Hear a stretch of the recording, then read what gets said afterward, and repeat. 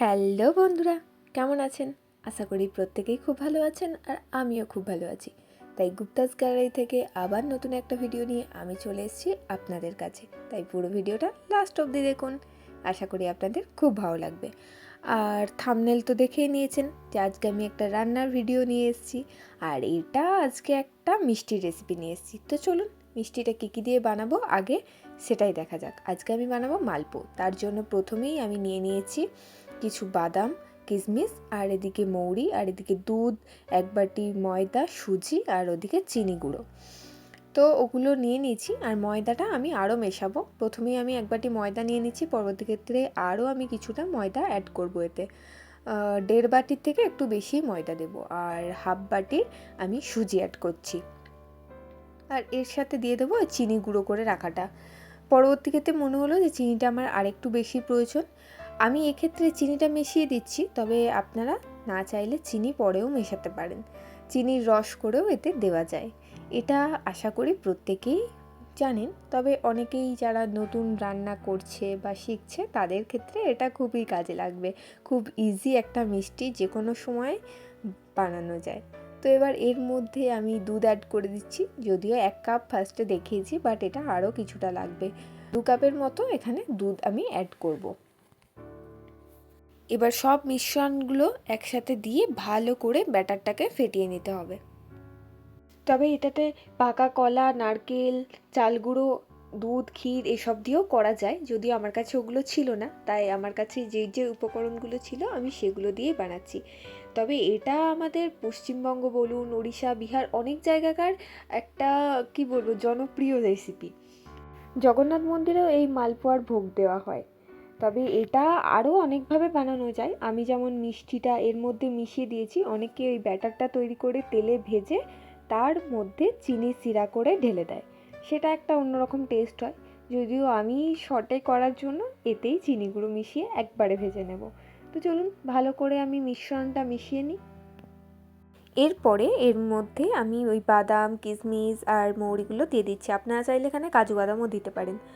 আবার অনেকে এটাতে ফ্লেভারের জন্য এলাচও দিয়ে থাকে, বাট আমার এর মধ্যে এলাচের ফ্লেভারটা খুব একটা ভালো লাগে না। এর আগে আমি যতবারই এটা করেছি এভাবে নর্মালি ব্যাটারটা তৈরি করে আমি ভেজে নিয়েছি। হয়তো অন্যান্যবার আমি এর মধ্যে নারকেল গুঁড়ো বা পাকা কলা এইসবও অ্যাড করেছি, কিন্তু এবারে আর এসব দিয়ে করিনি। তবে হ্যাঁ, আজকে আমি এর মধ্যে একটা নতুন কিছু ট্রাই করব। আমি ভাবছি কেকে তো আমরা ভ্যানিলা এসেন্স দিয়ে থাকি, তো এর মধ্যে ভ্যানিলা এসেন্সের ফ্লেভারটা কেমন আসবে, তো সেটা দেখার জন্য আমি এবারে এর মধ্যে সামান্য পরিমাণ ভ্যানিলা এসেন্স অ্যাড করেছি। তো দেখাই যাক ভ্যানিলা এসেন্স দিয়ে মিশ্রণটা তৈরি করার পরে এটা ভাজলে কীরকম ফ্লেভারটা আসে। তো যাই হোক, ওটাকে আমি ভালো করে মিশ্রণটা রেডি করে রাখলাম। এদিকে আমি গ্যাসের মধ্যে কড়াই বসিয়ে দিয়েছি, কড়াইটা একটু গরম হতে দিয়েছি। এরপরে কড়াইয়ের মধ্যে আমি তেল দিয়ে দেবো, কারণ এতে ভাজার জন্য পর্যাপ্ত পরিমাণে আমাকে তেলটা দিতে হবে, যাতে দুবোন তেলে আমি ওগুলোকে ভালো করে ভাজতে পারি। তো এদিকে আমার তেলটাও গরম হয়ে এসছে, আর আমি গরম তেলে একে একে ওই ব্যাটারগুলো কিছুটা করে ছেড়ে দিচ্ছি মালপোর আকারে। প্রথমে আমি একটা দিয়ে পাশেই আর একটা দিয়ে দিয়েছি, তো যে কারণে প্রথম দুটো আমার খুব একটা ভালো হয়নি। তো এরপর থেকে একে একে আমি আবার একটা করে করে দিতে থাকছি। তো গরম তেলে আমি আবার ছেড়ে দিয়েছি, দেখতেই পাচ্ছেন এটা আস্তে আস্তে সুন্দরভাবে হালকা করে ফুলে উঠেছে। তো এটা কিছুটা হয়ে যাওয়ার পরে আমি আবার একটা দিয়েছি, তখন দুটোই একসাথে দিয়ে দিয়েছিলাম বলে লেগে গিয়ে সেই তো একেবারে যা তা অবস্থা। যাই হোক, মানুষ মাত্রই ভুল হয়, আমারও হয়েছে। তো আবার আমি যেগুলো হয়েছি এগুলো একদম লো টু মিডিয়াম আঁচে ভাজবেন, খুব বেশি আঁচটা বাড়ানোর দরকার নেই। দেখতেই পাচ্ছেন এরকম একদম গোল্ডেন ফ্রাই করবেন।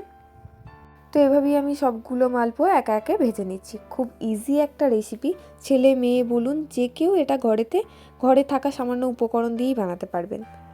তো চলুন, আমার লাস্ট অবধি সব মালপো রেডি হয়ে গেছে।